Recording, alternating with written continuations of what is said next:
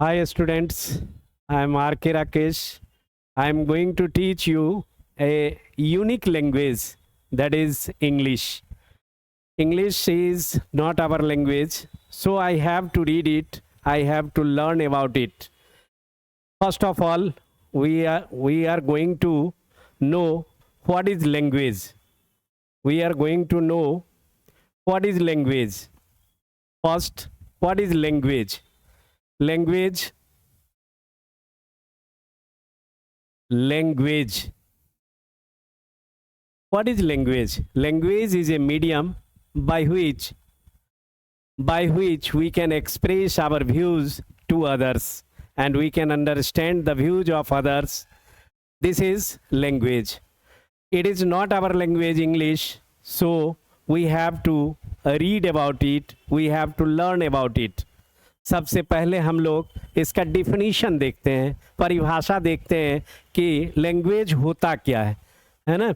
Language होता क्या है? It is a medium, it is a medium by which we express our views, thought, etc. And this is English.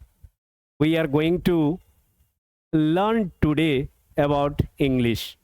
English is also a language. English, it is also a language. बच्चों, एक phobia होता है students के बीच, खास करके हमारे province में, कि इंग्लिश काफ़ी टफ है और इसको सीखना काफ़ी मुश्किल है.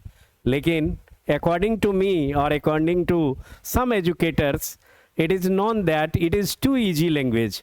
You can learn it easily, you can talk in English easily if you have just in your mind that you have to speak, you have to learn, then it is too easy. कोई भी भाषा जब शुरू होती है, any language, तो सबसे पहले उसका अल्फ़ाबेट होता है. Understand that? सबसे पहले alphabet. How many alphabets in English?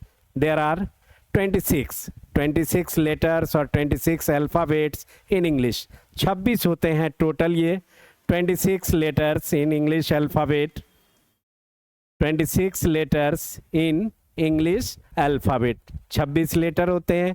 Out of that उसमें से 5 हमारा क्या होता है? वॉवेल होता है. 5 होता है वॉवेल्स और 21 होते हैं कॉन्सोनेंट्स.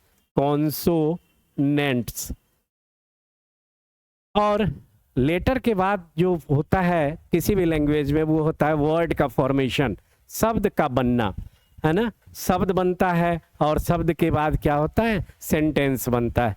तो हम लोग देखेंगे कि वर्ड क्या होता है. What is word? Word is a set of letters. Word is a set of letters which have a meaning, जिसका कुछ अर्थ होता है ना? कोई भी वर्ड है उसको हम लेटर से फॉर्म करते हैं और लेटर क्या करता है? लेटर करता है एक वर्ड का फॉर्मेशन. वर्ड फॉर्म होता है, उसका कुछ मीनिंग होता है ना? अगर मीनिंग ना हो तो वो वर्ड नहीं हुआ. अगर वर्ड का मीनिंग है तभी वो वर्ड है. वर्ड के बाद जो होता है लैंग्वेज में, वो होता है सेंटेंस. हिंदी में हम लोग उसको वाक्य बोलते हैं, इंग्लिश में सेंटेंस है. सेंटेंस एक ग्रुप ऑफ वर्ड्स होता है. जिस तरह से हमने वर्ड को क्या किया? Word is a set of letters. Word क्या है? लेटर का सेट है. उसी तरह से सेंटेंस क्या है? सेंटेंस इज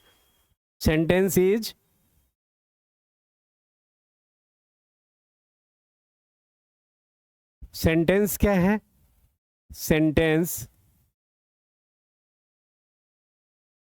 सेंटेंस को हिंदी में हम लोग वाक्य बोलते हैं. और वाक्य की परिभाषा और वाक्य का डिफिनीशन, सेंटेंस का डिफिनीशन हम लोग देखेंगे. डिफिनीशन इसका है ए ग्रुप ऑफ वर्ड्स, आप लोग देखे होंगे इसको, ए ग्रुप ऑफ वर्ड्स यानी शब्दों का समूह, a group of words which gives a complete sense is called a sentence. अब इसका हम लोग एग्जाम्पल देखेंगे कि किस तरह से एक सेंटेंस फॉर्म करता है, किस तरह से एक सेंटेंस बनता है. हम एक दो वर्ड का यूज करेंगे, जैसे आई ईट. ये दो वर्ड है, दो वर्ड एक सीक्वेंस में लिखा हुआ है, लेकिन इसका एक मीनिंग है. आई ईट, इसको हम लोग जानते हैं सीधा, इसका मीनिंग क्या होता है, मैं खाता हूँ. It has some information, it has a complete meaning, so it is a sentence. It is a sentence. It has only two words, I and eat. सिर्फ दो शब्द हैं इसमें, दो वर्ड हैं, एक है आई और दूसरा है ईट. आई मीन्स मैं और ईट मीन्स खाना, और इसको जब सेंटेंस फॉर्म हो गया ये, तो हो गया मैं खाता हूँ, आई ईट. अगर आप इसका दूसरा कोई सेंटेंस 3 वर्ड्स का लेना चाहते हैं, देखिए अगर हम इसको फॉर्म करते हैं किस तरह से होगा. एक वर्ड में लिया सी, दूसरा में लिया राइट्स. राइट मीन्स होता है लिखना. सी राइट्स ए लेटर, वह एक पत्र लिखती है. She writes a letter. This sentence has 3 words, 4 words, 1 2 3 4. It has 4 words and it has a complete meaning. So this is a sentence. हम लोगों ने देखा भाषा की शुरुआत किस तरह से होती है, भाषा क्या होता है, और भाषा के बाद जो हमारा ये इंग्लिश लैंग्वेज है, चूँकि ये हमारा मदर टंग है नहीं, इसीलिए हम लोगों को इसको सीखना पड़ता है, इसको डीपली पढ़ना पड़ता है. अगर आप इसको बोलना चाहते हैं स्पोकन वे में, तब तो आपको और थोड़ा अच्छा से देखना होगा इसको, है ना, तब हम लोग इंग्लिश को अच्छे से बोल पाएंगे. सबसे पहले हम लोग बेसिक चीज़ देखते चलेंगे, उसके बाद आगे हम लोग बढ़ेंगे और स्पोकन का देखेंगे किस तरह से यूज होता है, किस तरह से हम स्पोकन कर सकते हैं. पढ़ना इसमें क्या क्या है एक बार हम लोग देखेंगे. सबसे ज़्यादा ज़रूरी चीज़ होता है स्पोकन में कि आपके पास वर्ड स्टॉक हो. वर्ड स्टॉक अगर आपके पास है तो आप इंग्लिश बोल सकते हैं. जब तक वर्ड स्टॉक नहीं होगा आप इंग्लिश नहीं बोल पाएंगे. वर्ड स्टॉक को हम लोग दूसरे भाषा में, दूसरे वर्ड में वोकैबुलरी इसको बोलते हैं. You have to collect more and more words to express your thought, express your views, express your desire. इस तरह की किसी भी चीज़ को करने के लिए आपको वर्ड का ज़रूरत पड़ेगा. दूसरा चीज़ है how to write correct sentence, how to speak correct sentence. उसके लिए आपको ज़रूरत होगा कि ग्रामर का कुछ बेसिक नॉलेज हो जाए. बहुत ज़्यादा डीप नॉलेज की ज़रूरत नहीं है, आपको सिर्फ कुछ बेसिक नॉलेज चाहिए ग्रामर का, और उसके बाद आप इसको अच्छे ढंग से लिख सकते हैं, बोल सकते हैं. और एक बात बता दूं, ये काफ़ी प्रेस्टिजियस लैंग्वेज है. आप कहीं भी अगर जाएंगे, अगर आप कहीं भी जाएंगे और इंग्लिश में अगर आप किसी से बात करते हैं तो यू विल गेट प्रेस्टीज, आपको प्रतिष्ठा मिलेगी, इज्जत मिलेगा. आप किसी ऑफिस में जाते हैं, कहीं भी जाते हैं तो लोग आपका वेलकम करेंगे. अगर आप किसी प्राइवेट जॉब में जाना चाहते हैं तो इंग्लिश वहाँ आपके लिए बहुत ज़्यादा ज़रूरी चीज़ है. इसीलिए इसको धीरे धीरे हम लोग सबसे पहले बेसिक कुछ वर्ड कलेक्शन करेंगे और उसके बाद किस तरह से इसको बोला जाए वो हम लोग देखेंगे. इसका प्रोनाउंसिएशन कैसे होता है, ग्रामर के बाद हम लोग ध्यान देंगे प्रोनाउंसिएशन पर. प्रोनाउंसिएशन इस चीज़ पर देखेंगे. प्रोनाउंसिएशन का मीनिंग होता है उच्चारण. आप उच्चारण देखिएगा किस शब्द को किस तरह से हम बोलेंगे ताकि लोग हमारी बातों को समझ पाएँ. प्रोनाउंसिएशन के बाद हम लोग इसको धीरे धीरे प्रैक्टिस करेंगे, एक एक दिन किस किस तरह से हम इसको बोल सकते हैं. ठीक है. प्रोनाउंसिएशन के बाद सबसे पहला चीज़ था वर्ड स्टॉक, दूसरा था हमको ग्रामर का नॉलेज चाहिए, और तीसरा था प्रोनाउंसिएशन हमारा सही होना चाहिए. ये तीनों चीज़ अगर हो जाए तो हम एक अच्छे इंग्लिश के वक्ता हो सकते हैं, हम एक अच्छा इंग्लिश बोल सकते हैं। तो इसमें हम लोग ग्रामर में क्या क्या देखेंगे, वर्ड स्टॉक तो एक अलग चीज़ है, ग्रामर में क्या क्या देखेंगे, तो सबसे पहले तो होता है इसमें आपको देखना पड़ेगा parts of speech. Parts of speech देखिएगा। उसके बाद जो सबसे ज़्यादा ज़रूरी चीज़ है वो चीज़ होता है टेंस। इसको हम लोग देखेंगे टेंस को, ठीक है। पार्ट्स ऑफ स्पीच देख लेंगे, टेंस देख लेंगे। उसके बाद एक चैप्टर आता है आर्टिकल्स का। आर्टिकल्स बहुत ज़्यादा चीज़ नहीं है, ये सारे चीज़ों को अगर हम लोग देख लेते हैं तो हम लोग इंग्लिश को अच्छे ढंग से बोल सकते हैं और लिख सकते हैं। आपका जो एग्जामिनेशन होगा किसी भी तरह का, उस एग्जामिनेशन में आपको ये सारा चीज़ बहुत काम देगा। आप इसको बोलने लिखने सब तरह से इस्तेमाल कर सकते हैं।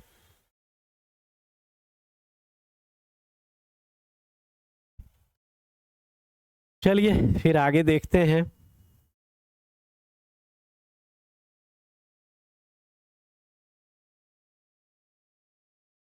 चलिए आज हम लोग कुछ वर्ड का प्रोनाउंसिएशन देखेंगे। छोटा छोटा वर्ड है, सिर्फ उसको पहले आज देखते हैं हम लोग।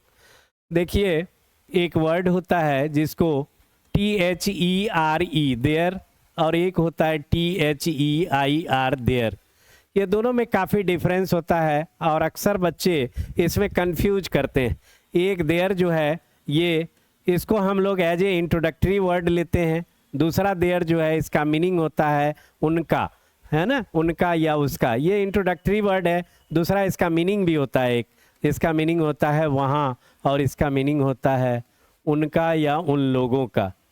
लेकिन देखिए इसको जैसे इंट्रोडक्टरी वर्ड के रूप में हम कैसे यूज करते हैं, तो इंट्रोडक्टरी वर्ड के रूप में यूज करते हैं जैसे हम लिखते हैं कहीं पर देयर इज ए किंग, एक राजा है, या फिर देयर वाज ए किंग, एक राजा था। दोनों में से कोई भी सेंटेंस आप देखिए, देयर वाज ए किंग, यहाँ पर देयर का यूज नहीं हुआ, वहाँ हम लोग बोलते ही नहीं है, वहाँ एक राजा था, सिर्फ ये बात बोली जाती है।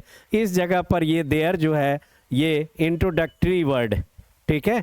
अगर हम लोग इसको दूसरे ढंग से देखें, देयर मीन्स वहाँ, तो इसको हम लिख सकते हैं he is standing there, he is standing there, वह वहाँ खड़ा है। ही इज स्टैंडिंग देयर, वह वहाँ खड़ा है। अगर इस देयर का हम यूज करना चाहें जिसका मीनिंग है उनका, तो इसके लिए हम लोग दूसरा सेंटेंस फॉर्म करते हैं। देखेंगे there, their house is splendid, splendid, उनका घर वैभवपूर्ण है, वैभवशाली है, पूरा अच्छा है, सुंदर है। There house is splendid. तो इस तरह से हम देखें कि इस देयर का क्या मीनिंग होता है और इस देयर का क्या मीनिंग और इसका कहाँ यूज होता है, ठीक है। एक ये देयर है, ये देयर का मीनिंग वहाँ होता है। ये दोनों देयर इंट्रोडक्टरी वर्ड के रूप में हमने लिखा था, ठीक है। और ये देयर है, इसका मीनिंग उनका है। Okay, thank you, see you another day.